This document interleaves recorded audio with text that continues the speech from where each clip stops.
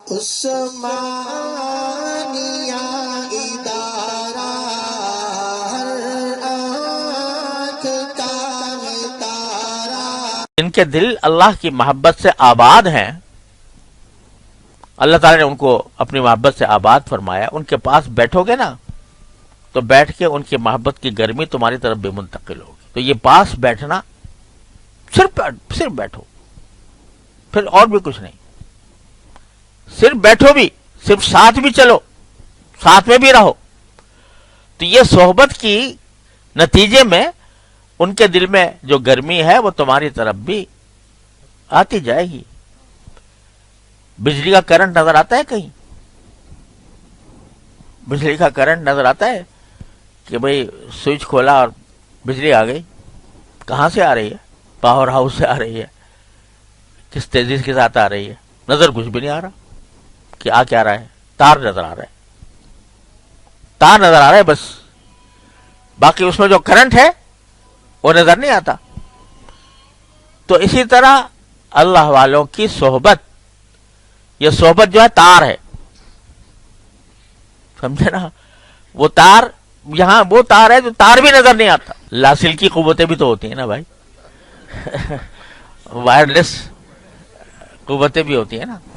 تو وائرلیس ہے لیکن وہ نظر کچھ بھی نہیں آ رہا، لیکن کرنٹ آ رہا ہے.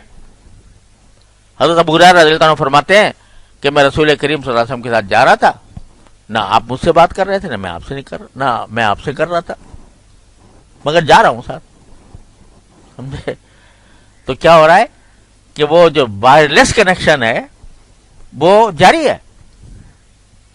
تو اہل محبت کی صحبت، اہل اللہ کی صحبت، وہ جب صحبت کی نیت سے ہوتی ہے، ایک تو یہ کہ چلے گئے بیٹھ گئے غفلت میں، کچھ ارادہ ہی نہیں ہے بس ہی، اور ایک یہ کہ اس نیت سے صحبت حاصل کی جاتی ہے، اس نیت سے پاس بیٹھا جاتا ہے کہ کچھ ہماری طرف منتقل ہوگا.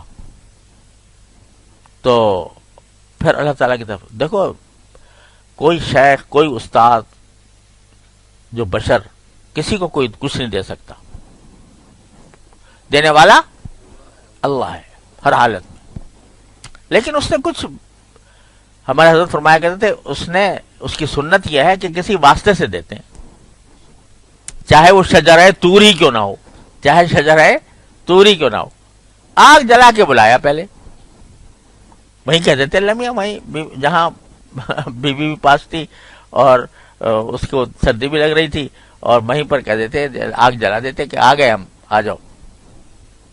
مگر آگ جلائی پہلے، تھوڑی سی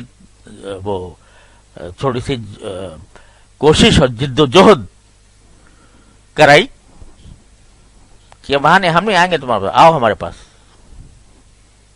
پھر تو وہاں بھی موجود، وہیں سے آواز دے دیتے.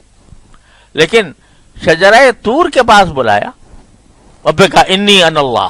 تو حضرت فرماتے ہیں کہ اس واسطے اللہ تعالیٰ کی سنت یہ ہے کہ کسی واسطے سے دیتے ہیں، چاہے شجرہ طور ہی کیوں نہ ہو. تو یہ اس کی سنت ہے. دینے والے تو ہر حال میں وہی ہیں، کوئی شیخ، کوئی استاد، کوئی پیر، کوئی نہیں کچھ دے سکتا، وہی دیتے ہیں. لیکن سنت یہ ہے کہ کسی واسطے سے دیتے. تو اس واسطے جب بندہ اس طلب میں جائے گا کہ میں اس نیت سے جائے گا کہ ان کے پاس رہوں گا، تو ان کے پاس جو اللہ تعالیٰ نے ان کو کچھ عطا فرمایا ہوا ہے، تو وہ ان کی برکت سے اللہ تعالیٰ مجھے بھی ایک وائرلیس کنیکشن کے ذریعے مجھے دے گا، تو پھر عطا ہو جاتی. تو سب سے پہلی چیز جو ہے وہ صحبت ہے. اب نبی کریم سرورت عالم صلی اللہ علیہ وسلم کی صحبت تھی، انہوں نے صحابہ بنا دیے. صحابہ کی صحبت تھی، انہوں نے تابعین بنا دیے. تابعین کی صحبت تھی، تبع تابعین بنا دیے. اور پھر یہ سلسلہ چلتا رہا آخر تک. ٹھیک ہے، درجات میں فرق ہوتا ہے. لوگ کہتے ہیں جی آج کہاں جائیں، کوئی ملتا ہی نہیں، نظر ہی نہیں آتا، کس کے پاس جائیں؟ تو حضرت والد صاحب قدس اللہ تعالی سرہ فرمایا کرتے تھے کہ بھائی جس چیز کی طلب ہوتی ہے وہ مل ہی جاتا ہے. آٹا اصلی نہیں ملتا، نقلی ملتا ہے، تو آٹا کھانا چھوڑ دیا، بھوس کھانا شروع کر دیا، سمجھے؟ اور گھی خالص نہیں ملتا تو کیا گھی کھانا چھوڑ دیا اور گریس کھانے لگے. تو نقلی چیزیں مل رہی ہیں، لیکن پھر بھی جس کو طلب ہوتی ہے نکال لاتا ہے کہ فلاں دکان پہ گھی اچھا ملتا ہے، فلاں دکان پہ جو ہے وہ آٹا اچھا ملتا ہے، اور فلاں دکان پہ مٹھائی اچھی ملتی ہے. تلاش کرتا ہے کہ نہیں؟ اگر اس کو طلب ہوتی ہے اچھے کی تو اچھا مل بھی جاتا ہے. البتہ حضرت یہ فرماتے تھے کہ جو ہے یہ جب خیال آتا ہے کہ بھئی میں اپنی اصلاح کے لیے کسی کی طرف رجوع کروں تو معیار دماغ میں یہ ہے میں کتنے ہی گہرائی اس میں پستی میں ڈوبا ہوا ہوں، مگر شیخ مجھے جنید چاہیے، جنید بغدادی چاہیے، اور مجھے جو ہے وہ عبد القادر جیلانی چاہیے. تو حضرت والد صاحب رحمۃ اللہ علیہ فرمایا کہ ارے بھائی جیسے روح ویسے فرشتے.